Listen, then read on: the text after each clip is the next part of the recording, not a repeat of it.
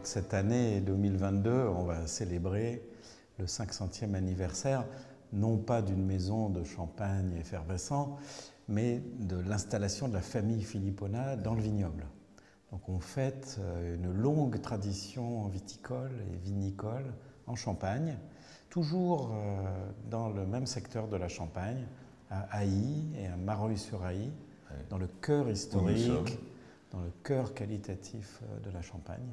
1522, c'est une cuvée, un ensemble de cuvées que j'ai voulu créer en arrivant à la tête de la maison il y a maintenant 22 ans, justement pour rendre hommage à cette longue tradition et aussi pour pouvoir présenter aux grands amateurs un vin véritablement supérieur, élaboré uniquement à partir de grands crus de la Champagne.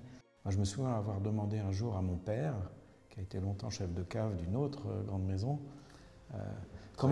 très grande maison, comment faire la meilleure cuvée possible. C'est quoi une très grande cuvée? Et il m'avait dit, c'est très simple, tu prends une pièce, un tonneau d'Ailly, une pièce, un tonneau d'Avise, Côte des Blancs en Chardonnay, et une pièce de Verzenay, Nord Montagne de Reims. La cuvée 1522, elle répond à ce principe.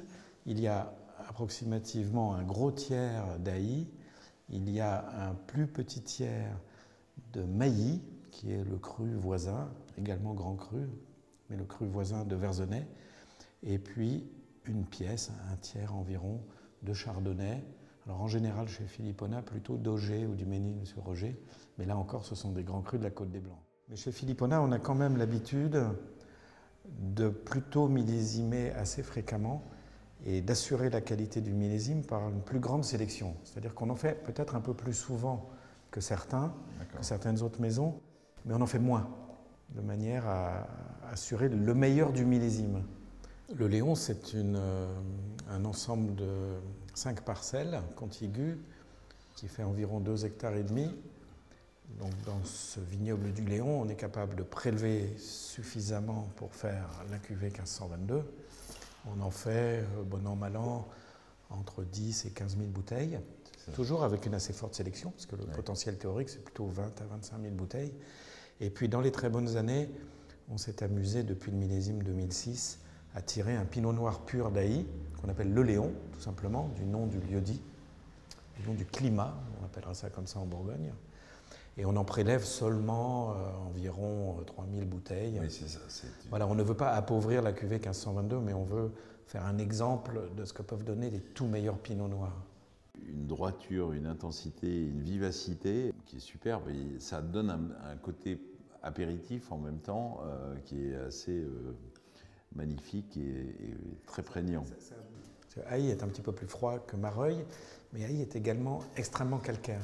Et ça fait toujours ressortir des arômes poivrés, parfois même dans des millésimes bien mûrs, des arômes de piment, carrément des arômes de piment rouge. Ils sont très intéressants, ils sont très typiques de ce terroir. On est extrêmement frappé, là encore, de ne pas sentir un côté oxydatif, boisé. Le bois joue son rôle, mais pas du tout dans un domaine d'oxydation. Pas du tout vers l'oxydation. Ça, c'est la marque de Filipona, c'est ça. Notre personnalité, c'est l'intensité du fruit, des raisins bien mûrs, de grand terroir, tout en préservant la fraîcheur naturelle de cette matière première, de ces très beaux raisins, puisqu'ils poussent sur des terroirs frais.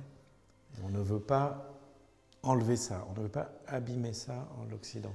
On vinifie d'abord les différents lots, le plus séparément possible.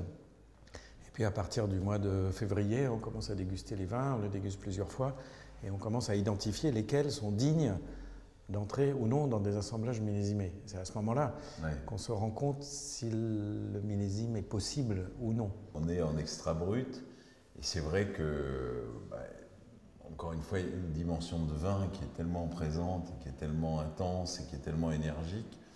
On ne voit pas trop ce qu'apporterait un dosage supérieur.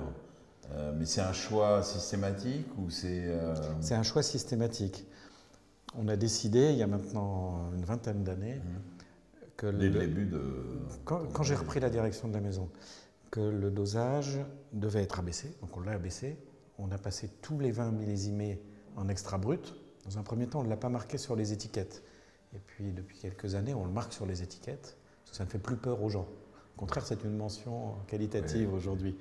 Mais c'était déjà le cas techniquement depuis 20 ans. À 4,25 g. 4,25 g, c'est un chiffre important parce que c'est juste le seuil de perception du sucre dans un vin qui a l'acidité du champagne. En dessous de 4,25 g, de 4 g, on ne perçoit plus le goût sucré. Il se confond avec les autres goûts du vin. Et c'est juste à ce point-là qu'on veut être, pour ne pas avoir d'impression sucrée, mais pour quand même couvrir la sensation métallique que donne l'acide malique. Si le vin a un goût, ça vient des raisins. Ça ne vient pas du travail qu'on a fait. Le travail, c'est la préservation de ce goût.